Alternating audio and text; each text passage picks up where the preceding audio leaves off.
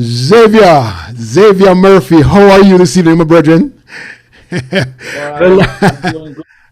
Mr. Leo, the pioneer in Facebook Live on the Jamaicans.com platform. How many years now? Seven, It's eight seven, years now? let's see, 2015, right? 2015 that's 26 years now.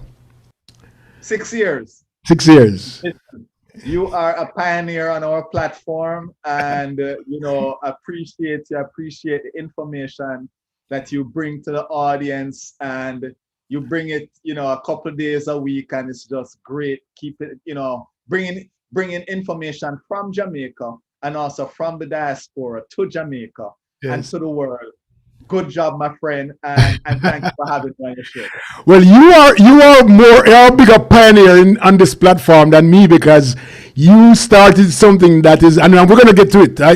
You started something where people are dependent on it now for news and interviews and streaming and music, everything in Jamaican you want, you come on Jamaicans.com. So we're gonna get to that later on. But let's open this up a little bit because the people want to know who Xavier Murphy is, and I'm gonna give you a chance to tell us. This is Leo Gilling on one-on-one this week with Leo Gilling, and my guest this week is none other than the great Xavier Murphy. I've had people, when I sent out the message today, I had people from Germany, people from Switzerland and Paris wrote back to me and asked me, why did it take so long for me to interview you?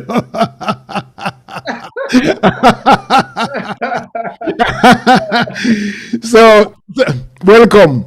No, it probably is my schedule more than well, we both have busy schedules, Yes. and even though sometimes we touch bases, once a week, you and I will touch bases and in a chat or on a quick phone call. We're both serving the community, love the community, and Yes. as I always say, if something going to happen when time comes. It's going to happen, right? All right, Xavier. So let's take you, because I've seen some pictures of you when you're a young man, right? Little boy, right? I Yes. saw that really recently. So let's take you from your little boy. Tell me about Xavier. When did Xavier become aware of Xavier's existence? Do you remember that? So I am going to say this. I still consider myself a little shy.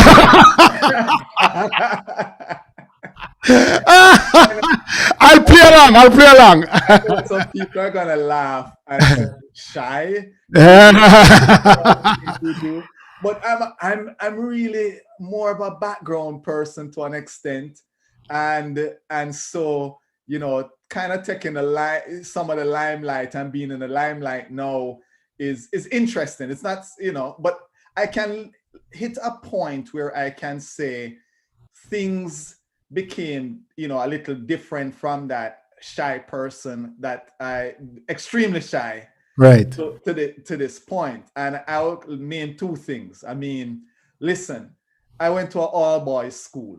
You know which school I'm going to bring up. I can't Right. have an interview without bringing up the great Jamaica College. Right? And so, when you go to an all boys school, for anybody who go to an all boys school, you can't be that person not going to speak up for yourself. You're going to get that. They're going to tease you. They're Yeah. going to, if you don't have a tough skin and you can't speak up for yourself, hey, guess what? Yes.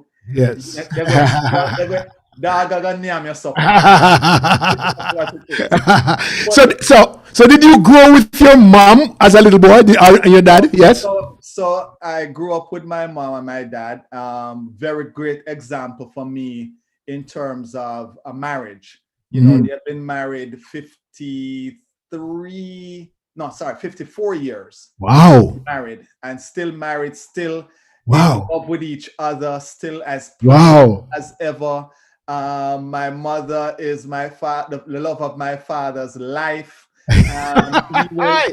He will cross a river with crocodiles Just to get to marry. to get her an East Indian mango. Ah! and so my father, some of you may know, if you know me personally, my father was one of the pioneers in rocksteady in Jamaica, with the group the Tenors, that many of you may know the famous song. The Tenors. Sing the song. Sing the song for it. Sing the song for it. Sing it for him. Ride the donkey. Ride the donkey. I didn't get a singing voice. The only tune that I could play, Lord. That's his dad. The Tenors. Really. I grew up with my mom and my dad, and I had a brother, younger brother that lived with there, and so that they were the model. They were the model for me and my marriage. I strive, to be like them. My wife also had a good model. Her parents have been married, for years also, maybe 50 odd years. So I had good models there. Yes. I lived in Portmore. I lived in Portmore. Again, I know I always say, yes, I was born in Kingston, but the majority of my life was in Portmore. So was Portmore, when you were growing up, was Portmore that packed with people? Was that populated? So Garveymead didn't build when I lived in Edgewater. Oh. And you could see across there, and Garveymead was just going up maybe about a year after I was there or so on. Okay. I could walk. I had a cousin live in Garveymead. I could walk right across the dust field and go around the canal by the port and what used to be Westmead. And there's nothing there. And so, it wasn't as built up. It was not as built up as it is now. When I drive over to Portmore, like I did last year, I was just like, wow. Portmore, greater Portmore. Yes. Okay. You spoke so nicely about mom and dad. Where are they from? A country people, them? So, yes, my father is from a town in St. Mary called Sandside. A liar! You know Sandside? Yes, I know. Sandside is 10 miles from where I grew up. Are you serious? Yes. A lot of people know that little town. My mother is also from a little town called Tweedside, which is way up in the hills of Clarendon. A lot of people don't know Tweedside either, but Clarendon, up in the hills, the north part. Okay, I see. Okay, near Spaldings, near Spaldings, you have to pass through Frankfield and head up there. So I did experience country life because my summers were spent in Clarendon, in Tweedside, until my grandmother said, you can't, all of the family used to send their kids down to my house. My grandmother said, listen, no, 1 year it was just too much of us. She said, no, it's done. Stop. But my summers, man, I used to have fun, go to the river, bamboo war. I don't even I beat each other. Fling stone off fruits, and there was a 20 guinea tree. And look at the 20 guinea tree. Yes. So I had a taste of both. I had a taste of the town life, and I had a taste of the country life. So you also bragged a little bit about JC. What is it about JC that is JC? I mean, what? Come on. Tell me. I'll leave you with one thing, because everybody always say, boy, you chat too much about JC. This is your chance to do that. Right here is your chance to do that right now. I always said it's a college so great that they named the island after the college.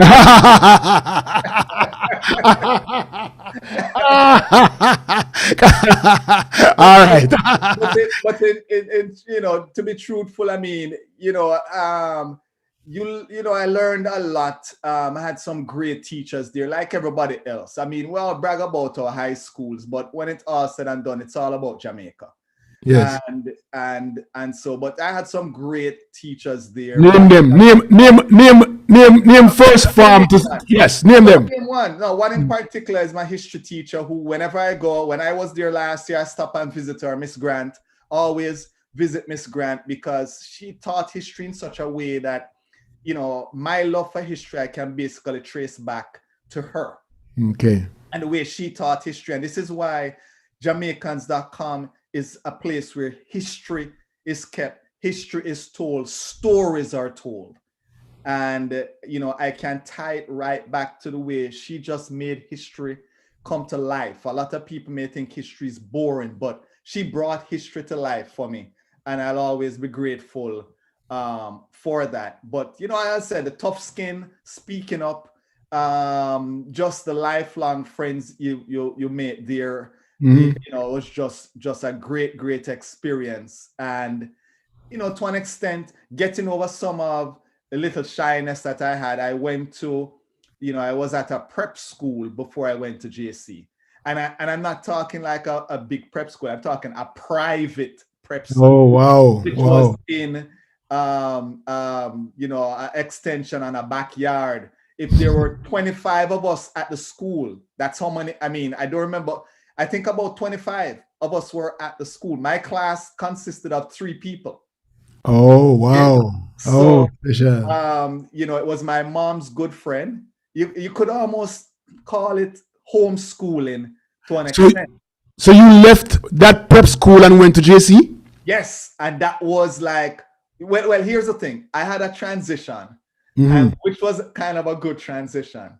So my parents said to me, you took common entrance. So I take the common entrance and them say, listen, we know your past. One of them things that they didn't even say, we're not sure, whatever the case is. Yes. Past. So we're going to send you to primary school to go cool out while you wait on your results. That's basically what they said, right? Okay. So I went to Bridgeport Primary for the time I was waiting on my common entrance results. Okay. So that was a good transition for me because, again, it's a big school. I'm now getting into, PE. I didn't really have a PE before, I mean, once a week on a Friday, we'll go out and, you just run boat in a one park or whatever. But I was structured. And again, I'm not knocking the school. No, that's all right. Miss Chin, who passed away, God bless her soul, was one of my mother's best friends. And my mother used to teach with her at a previous school, Musgrave Prep, which was in Crossroads. And so they're very good friends. And when she started the small school, I was one of the students. But anyway, the transition to Bridgeport kind of helped with my transition with a bigger student population to Jamaica College. Yeah, because it's interesting you say that because I remember when I went to primary school, it was all age school, and these guys were like 15 years old. I was 6, and them looked like them a 50-year-old, big man. So I mean, to hear you speak so freely about your experience with common entrance is something else that we in the country don't get to. We fret, we sweat, because we don't know if we are gonna get a chance to go traditional high school or we are gonna secondary school as well. So it's really nice to hear how free of your parents made that so easy for you to get into college because you didn't have to worry about it. Yeah, I mean, it was just. Yeah, they're like, listen, you're going past, you're going to Bridgeport or cool out. So I went to Bridgeport Primary and I had some fun times there and met some good friends. And you know, and learn later. I mean, my wife went to Bridgeport at one point, and we had the same teachers. But So who chose Jamaica College for you, or you chose it? well, I chose Jamaica College, and I don't remember. I was asking my mother the other day which was the second school I chose. She believes it was Calabar, but I Okay. am not sure. I am not sure at all which one it was. I know JC was one I chose Okay. because I remember seeing those young men in blue, and everybody else was Oh, in it was in them. Baki. Yes. Listen, this is different. I want different. And Okay. so, you know, but the other point I do remember is when I moved to Kingston 21, which we call South Kingston. I'm getting to that. I'm getting to that. I'm getting to that. Go ahead. You know, what happened to me was I started college. I started Miami-Dade. Big up to my Miami-Dade crew. And when I started Miami-Dade, they formed a Jamaican Students Association. And when I started that association, we had a president and a vice president. And they asked me to be the PR person. Now, being a PR person wasn't an upfront thing at that point. All I had to do was take flyers, And stick pass them them, around. stick them in the back of the house, and say we have Yes. a meeting at that point. Yes. And it didn't mean getting up and doing anything. And all of a sudden, the next semester, I hear that the president and the vice president transferred gone to FAU. And everybody look around and say, well, the only other officer that is there is you. And all of a sudden, I am put into this spotlight where I have to get up and speak to 300 people, which I've never done before in my life, and would have never thought I would have done. And that was my first, I would say, adventure into this public speaking arena. All right. And so yeah. So let me ask you this, because many people want to know what. I know you finished Jamaica College. What was your transition like from Jamaica to Florida? Was there any kind of discomfort that you had? Any kind of traumatic experience? What was it? So I'm an open book. I'm not afraid to tell people anything at all. So there was one when my parents said, you're going to school and you're going to Miami to go school, right? My one drawback was this. I wanted to go to sixth form. Now let me back up a little bit, right? I went to upper fifth. What does upper fifth mean? Upper fifth means I repeated fifth form. All right. Full disclosure. No shame in my game. I repeated a form. I did not get enough subjects the first time. I did get history though the first All right. time. Okay, Mr. Grant. Mr. Grant. and I did get business. I think history and business, if I remember. So I needed 5 subjects.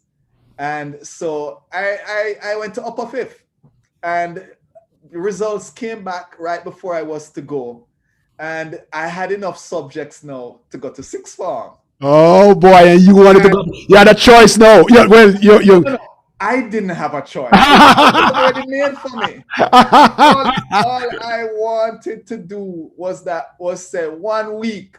Let me just go 1 week and wear the white shirt now. Everybody know white shirt is a different level. Yes, now. yes. You're a different level now. Yes. And so if you want to talk about the discomfort, that was one of my discomforts. that I had to go a month before, approximately a month before school start, because school typically starts in September in Jamaica. Okay. And so In Yeah, Florida, it's in August, so you had to be up here yes, early. yes, Right. yeah. I had to be here in August because different, different things here. College and the colleges start in August here at, just different things. But Mm-hmm. from the perspective of adjustment, I live with some family friends that were Jamaican. I think I always said it's the one thing that there's some culture shock when you get here. The one thing I can remember vividly is just how much food was wasted.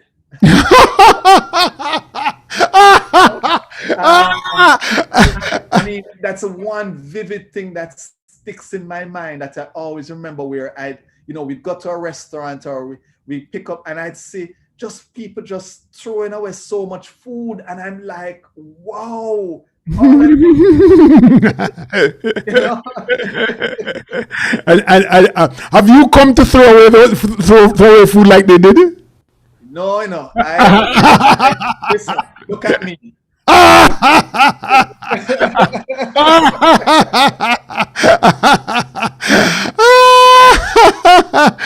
Oh my God! Yeah, no. The reason I asked you is that most people who come America, them come with on a visa, and it's like time hard, they go through hard time before they actually Yeah. get in. Oh, yeah, because there was a transition and you're paying for school basically double the rate that everybody is paying, time and a half.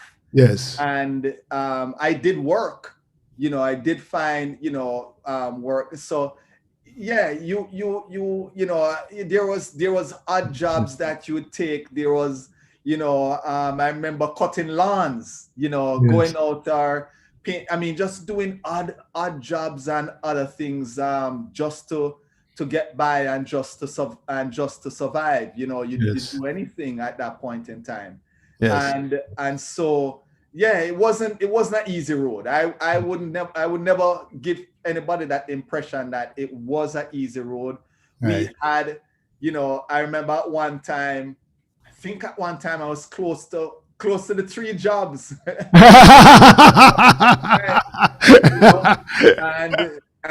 you know, and so you always had a side hustle, and hey, yeah, the early days weren't a bed of roses, but what it did was it it gave you and built such a, your character. I always use the term Yes. perseverance builds character, and it built your character to know that, hey, I have a mission. I come here to get a degree. I come here to build a life, eventually, and because the plan was to, a lot of us, the plan was come get your degree and go back home. Uh, Oh. but things took a turn. My dad had a business down there that took a different turn, and so the family decision was to stick it out Stay here. here. Stick it out. And so you spent 2 years at MDC? That's Miami Dade No, College, right? no, I was on a 3-year plan. Oh,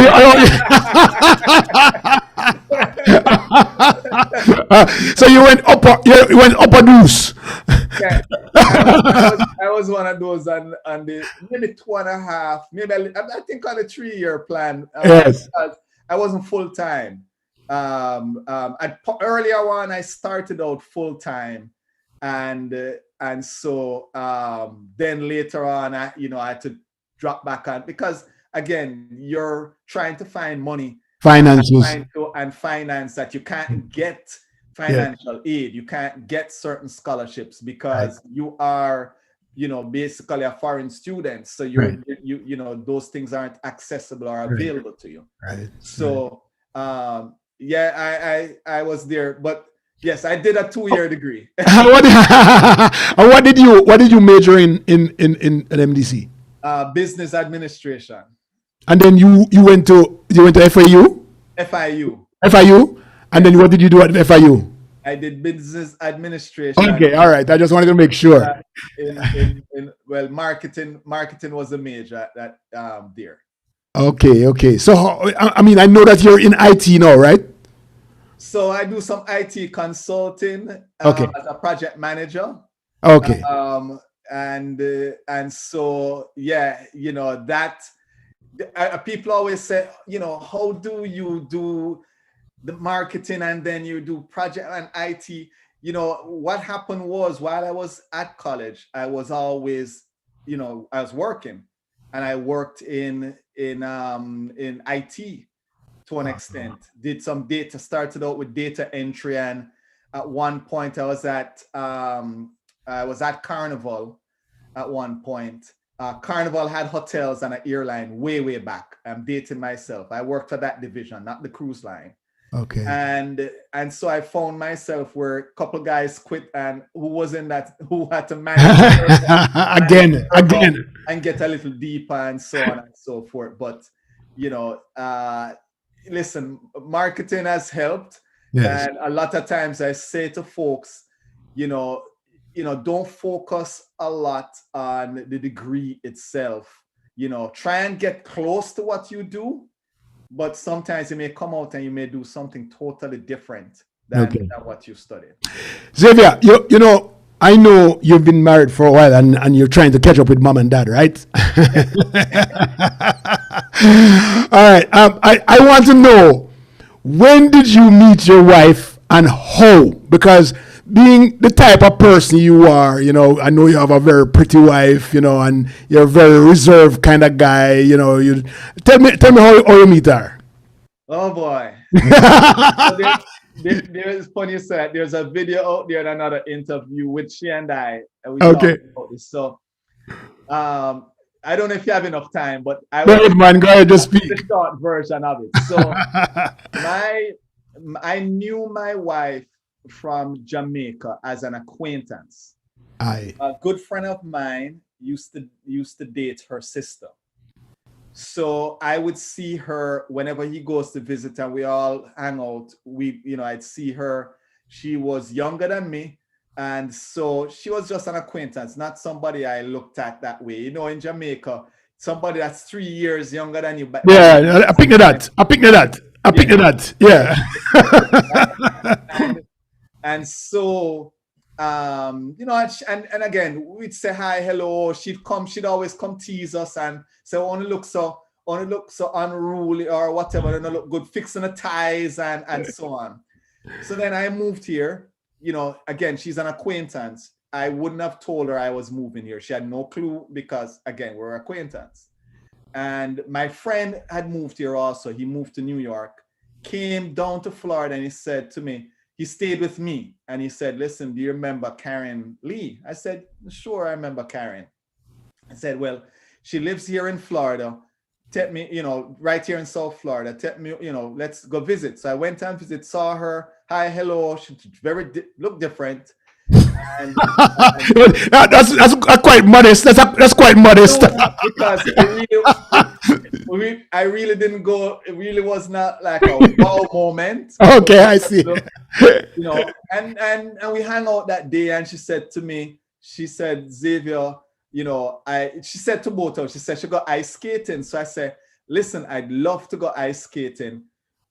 Can you let me know when you're going? So she said, okay, I'll call you. Took my number, whatever. A baby about 2 months later, she called, she said, I'm going ice skating. So I said, okay, I'll go. So we go ice skating, hang out, and that was it. No real spark. There wasn't any sparks. I wanted to go ice skating, and she was going ice skating too. We went ice skating. Fast forward, she was coming to FIU. She had a cousin, which was also a good friend of mine. She couldn't find him, and she wanted to know about classes. So she and I started going. She called me up and she said, which teachers to take, and she's in the same business major as I am, and she was doing management. So I tell her, and then first, we took a couple classes together. So we travel together and go, to the classes and study together. And we became good friends. And so I would go, one of the incidents I always tell people about is, and this is before Christ, so BC, right?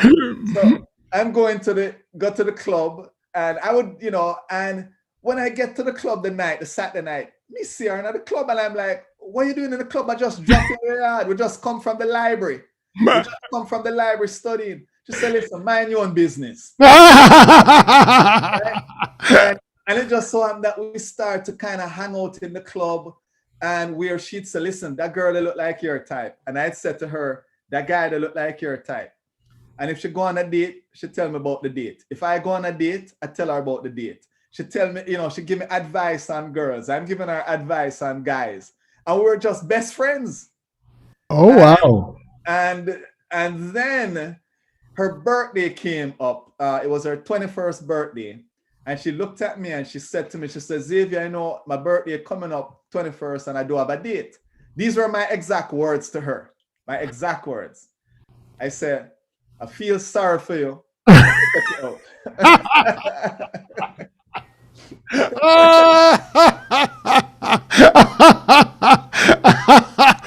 She remember she remember those words, right? Just remember those words. And so I dressed up nice, came to her door, and when I got there, boom, it wasn't my best friend. She was in a black dress. She was in these heels. And I was like, what happened to my best friend? I'm interested to know, right? If it was you alone who had the casual feeling, or was she developing feelings long time ago? She said to me that people would come to us as we'd hang out and say, and she'd be like, no, I would be like, no. And she was like, I'm not really her type. And she wasn't really my type to an extent. And so, there wasn't really. She didn't have a spark either. There wasn't really any spark per se. There really wasn't any spark per se. I said that, and so we're going on a date. Yes. Quickly finish. Go on a date. Go ahead. On a date. Took her back home the night. She said she was thinking, I wonder if him going to try kiss me. Why? And I took her to her door, opened the door, let her in. I did not kiss her. So she said when she got inside, she said, what's wrong with me? Why never kiss me? Women. and we went back out a week after and realized that the sparks were started flying. Yeah.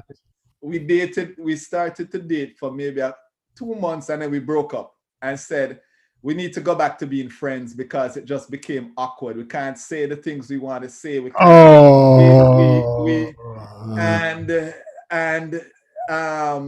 I said, okay, fine. And we broke up, but we still were talking every day. It got to a point now where she had gone away on a trip for school, a school retreat thing. And I was to pick her up from the airport, but I had a date. And I told her, I said, I have a date. I'm going to pick you up at the airport, drop you home, but I have a date. She came back from the trip and she said, listen, break that date. And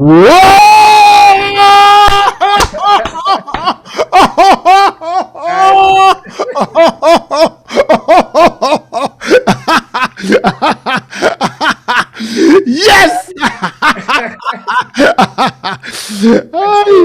27 years later. Oh my God. Here we are. Oh my God, that's a really nice. Now you haven't said anything to me before because I remember nothing at all about your story or your boy. I will always remember this particular story. This is great. I must have taken up all of your interview time. No man, this is really great. We're not in any hurry. I am right here, Xavier. Yes. You started something some years ago, and you can tell me how long it is because I remember celebrating the 20th, and I know it's probably about 25 years now, somewhere there, right? You started Jamaicans.com. Give me the thoughts behind Jamaicans.com, because I know that you started it on a website. What were you thinking? What was it about? So, we will live here in Kingston 21. Let me say this. Jamaicans, and I'm learning this more and more with the series I'm doing, which I know you're going to probably ask about in a bit. But yeah, we're passionate about Jamaica wherever we are, wherever in the world we are. We just left out Jamaica. Mm-hmm. So I started my first, dabbling in media. My first time doing that was prior to starting Jamaicans.com. I had a print newsletter, I'd call it that, which we used to publish and distribute around South Florida, called Enough Respect. Mm-hmm. And that was my first dabbling in media. And there were articles in there and so on. So I was very fortunate when I graduated from FIU to work for what was an electronic marketing company. And it was very intriguing, very interesting, because they were marketing on the platforms, which is now old and nobody know about AOL. Yes. Yes.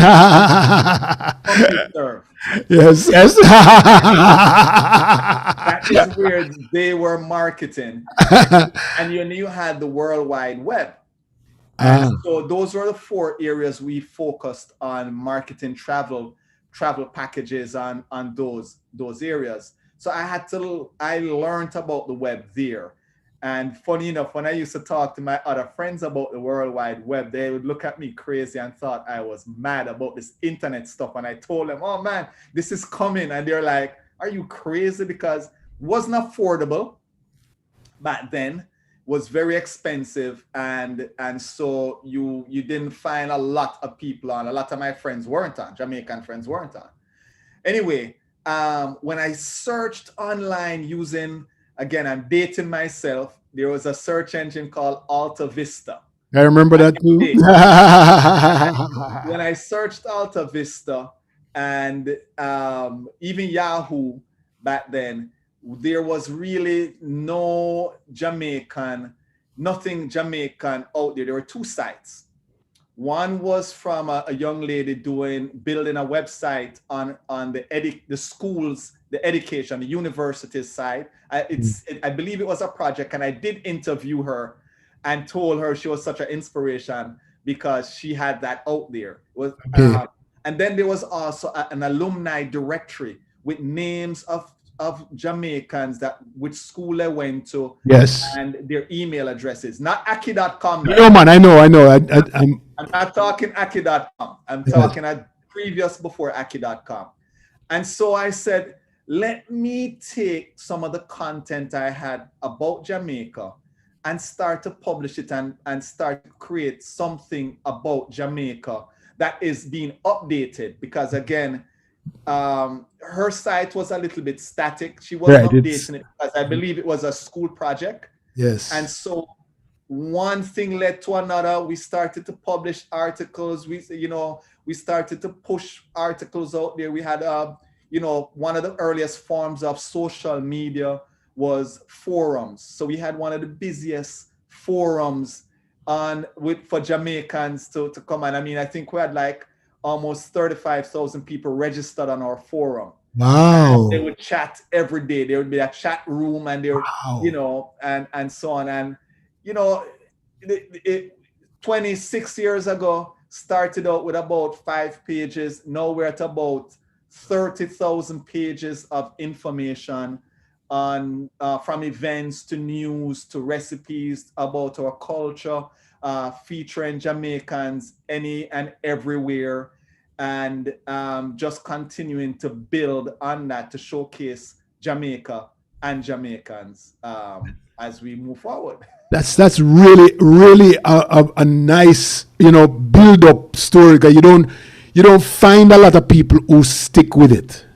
They start and then it stop, and then it gone, and but the one thing that remain constant is that you always have Jamaicans.com. It's just always there, And so, I've heard about it from the time I was in California. I've been hearing about Jamaicans.com, and it's been a while.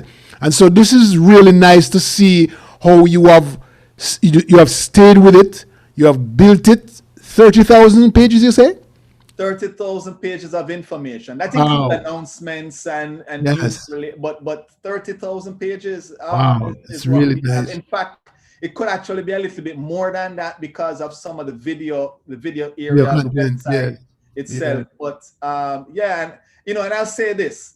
My dad always said one thing: if you're going to do something, do it right, and if you're gonna stick with it, be consistent. Be And that's the consistent. one thing I always tell folks that be consistent. I've seen some great sites, some great ideas come and go, and me, Leo. When I say to Yeah. people, if you're going to something, be consistent because that's how we are, and we don't just take on anything without being consistent with it. You know, Yes. Yes. because if you just have to push through. I mean, we had adversity at one point when the dot-com bubble burst in, I want to say, the 90s. Hmm. Okay, it didn't stop the internet from continuing to expand. It did not stop, yet all the financial market, the dot-com, companies that were making money, all of them fell through, and our thing, our site was still getting tons of traffic. And at one point, I said to folks, I'm gonna have to scale back. And the folks on the forum back then said, scale back? No, no, no, no, no, no, no, no. We don't want you to scale back. And what they did back then was they said, listen, Xavier, we're going to help you continue to build this thing out. And they said, we're going to hold what we call bashments across different places in Canada, in New York, in Florida, in Jamaica. And we're going to say, listen, the money, just tell us your server company. We're going to send some money to your server company to make sure you stay up and Indeed. Jamaicans.com keeps going online. So I thank my dad for pushing the persistency, but also the Jamaicans out there in the community who have always supported us, because you just seeing how they were like, listen, we don't want to see this thing, scale back. We want you to continue to publish articles every week. We want to continue having a forum and a platform where we can speak. That alone is just an energy boost that just keep you going. And you want to tell persons that Jamaicans.com on Facebook is different from Jamaicans.com, the Yes, website. yes, Yeah. yes. There's multiple things we do. We have our Twitter feed, we Yes. have our Instagram page, we have our Facebook page where a lot of the broadcast, it's almost like a TV station sometimes because we have so much video going on. We have our YouTube channel, but our main platform, where everything started, is our website, Jamaicans.com, where you will find, I always say this, any and everything Jamaican. It's Yes. there. It is. Yes. Last year, you started something. You started looking at Jamaicans across the world, and every Sunday you bring out Jamaicans, and it's doing pretty well. Talk to me. Tell me about that. How is that going? So let me step back, because the question a lot of people ask is, how did you come up with the idea to start this? So let Okay. me back up a little bit. I had a feature where I interviewed a few Jamaicans, but this is on the website itself. So call it text or a written interview that I did. And that was maybe 5, 6 years ago. I was one. I was one of those. I was one of those. All right. And so what happened was, when the pandemic came on board and I love to travel, I said, you know what? Let me interview 10 people. I started out saying, let me do 10 people and interview 10 in this series. What the series took off to, I mean, just really took off. And I got people sending me their friends that live here. And you haven't Yes. done, and I mean, literally, people just, and now we're at what, 50, we've done 54, Oh, um, wow. 54 episodes, and Yes. there's more to come. I mean, Yes.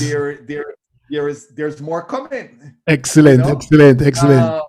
So much so that I had to set up a little studio thing that I have here going, because I now set the goal as I'm going to interview a Jamaican that lives in every country, because I now believe every time I start to say, well, I learn about a new country, I learn about a new place. I'm like, no, I think there's a Jamaican in every country in the world. And my goal is to get to every single Jamaican in the world that live in a country.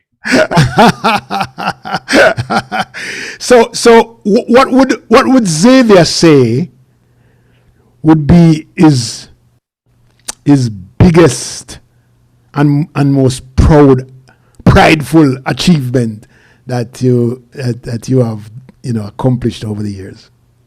Okay, so I won't make it a family one. I am happy to say that I've raised 3 adult girls, and none of them despise me. None of them hate me. And That's a good one. and a wife that still tolerates me, doing all the things that I do and keeping myself busy, and is still so. I won't mention those accomplishments.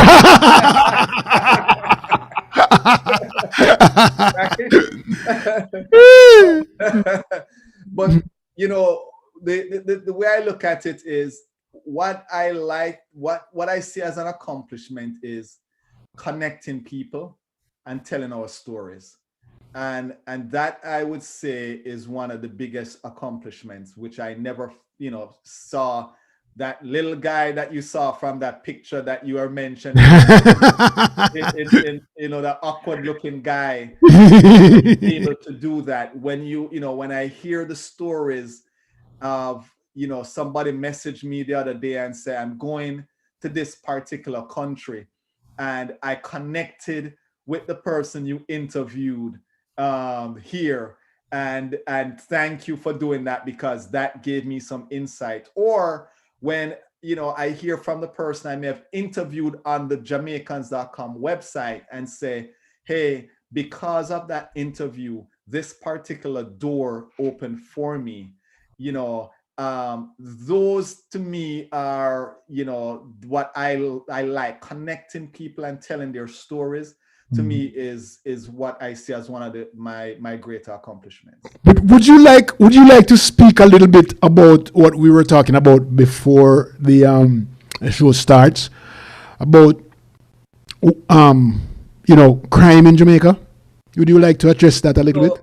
So you and I were talking, and I hear from a lot of people, and a lot of people would move back to Jamaica, but the one thing that prevents them is that. Mm-hmm. And I know for some they're going to say, yes, it's relative. Yes, it's there's crime here too. We see it, here in Kingston 21, South Florida. It's here too. I think sometimes it's the magnet, it's what happens, how it happened, and so forth. And hope there's a set of people that are just hoping and praying that one day that thing just suddenly changes, because they want to come home. They want to be home. And so it's one of the things I hear, and always a concern of mine, because we love Jamaica. We are, listen, with some of the stories I hear from the folks I interview, and when they talk about it, there's one that's coming up, the one this Sunday, and I'm not trying to do a shameless plug, it's gonna sound but the one this Sunday, there's a story in there that this lady tells about some way place she went, and when she mentioned Jamaica and what happened. Yes. And let me tell you, it blows me away. We are, we are a giant among Yes. nations. Yes. But Yes. you know, the warts, Yes. the wart of crime, Yeah. really weighs a lot, and it could build. Just imagine, you had, let's say, 1,000 Jamaicans who move back to Jamaica, and let's say you spend, let's say, on average 50,000 for the year. You're putting 50,000 back in that economy based on what what happened here, and so on. Can actually build Yeah. back an economy that is always dependent on tourism by, and I'm just saying, I'm talking from a retiree perspective. You have the brain, the folks with that will bring some knowledge, that will do some different things and so on. So yeah, it weighs Yep. on me, and it's Yep. something I hear I can hear it. a lot. Xavier, is Karen next to you? She is not next to me. Call her. I, Call her. and I don't know if she's dressed for this, but I can message her really quickly and ask her to come. Because I think people want to know who this really special woman is.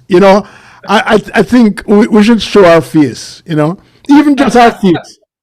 I am I am seeing if she can come up and and talk a little bit. All right. That would be nice. That would be real nice. That would be real. Because I know you're, for example, the mango season we just passed a while ago, right, Xavier? I know you're a mango man. I know Oh, yes. I know you love, and I would have loved to be able to talk to you through during the mango season, and to see what you're doing and how you're doing with your Bombay mango and your Julie Oh, mango, no, and no, no, no, no, you're no, no. not It's a Julie. Bombay mango tree. I have a East Indian mango tree, real East Indian mango tree, and and some of you may have laughed at me. If you're a friend of mine on my Facebook page, you'd have seen how I protected it from iguanas. Yes, I did see that. So yeah, I have a real East Indian, which is nice, and my Okay. daughters love it. You All right. know, so So give me your three. The three. No, wait. Give me the five. I need five. Give me five of your most favorite Jamaican mangoes, and name them in priority. One, two, one being the highest. So start from five. Come down to one. so I'm literally doing the pedigree thing. I don't know if Yes. because my kids say we Jamaicans have a mango prejudice. Yes. We, Okay. we treat some mangoes better than other mangoes. True. And even worse, the name of what we call the common mangoes are not the most the most True that. dignified, True that too. True dignified that name. So, too. so when they heard the name Hiri, they're like, why would you call a mango that? And when they heard the name Blackie, they're like, Yes. why would you call a mango that? Yes. Okay. And So, number. exactly. So in terms of mango, East Indian, Well, now you start from one. number Mr. one. Start from five. Start No, from start from the five bottom. down. Start from Yes. the bottom. All right, Yes. from the bottom. I will start with the robin. Oh, Robin. Oh, are you accustomed to seeing a lot of Robin? Because I Not just, here, not here in yeah, Jamaica. I saw it in Jamaica. It really tastes good enough. Yes, Yes, easy to eat, small. Yes, go ahead. love the robin. All right. Yes. Next, I love my number 11. Oh, we don't have a lot of number 11 anymore. Oh, have it. I know. I know. Okay. All Love right. my Blackie. Blackie. Okay. All right. That's three. I love my Julie, Julie. and then East Indian is my number one mango. And it's my family's number one mango. My daughter will go out there. One in particular will go out and she will count how many mangoes on the tree. Oh my God. What is missing? She will let you know. Did you give away one of the mangoes? Get her permission to give away one of the mangoes. You know, where we grew up, we didn't grow up with a lot of East Indian and Julie. We had to go and raid people mango tree to get an East Indian. But what we but we grew up with like the same way called stringy Erie, Blackie, Number. You know, those are the common mangoes that we grew up with. You know, there's some mangoes that we don't eat at all because them have too much maggot in them. They have the kidney mango and stuff. You don't eat those mangoes, you know, right? But so we didn't do a lot. And when we get big, we start, you know, seeing a lot of Julie mangoes after you start going to Kingston and so you see, because people at Kingston, that's all in growing up, Julie and East Indian, you know, they don't grow no Blackie and no stringy. And I think they have some Bombay to be. I was there the other day. I went to the Kiwanis, not the Kiwanis, the YMCA, and they had 3 Bombay mango trees in there. And I said, what the hell? I don't even know nothing about Bombay. And you know, you cut the Bombay and you twist it. That's what I heard. Ice cream in there. Oh, Lord of mercy. Oh my God. That's for the, you know, not to offend anybody, but it's for the upper arm.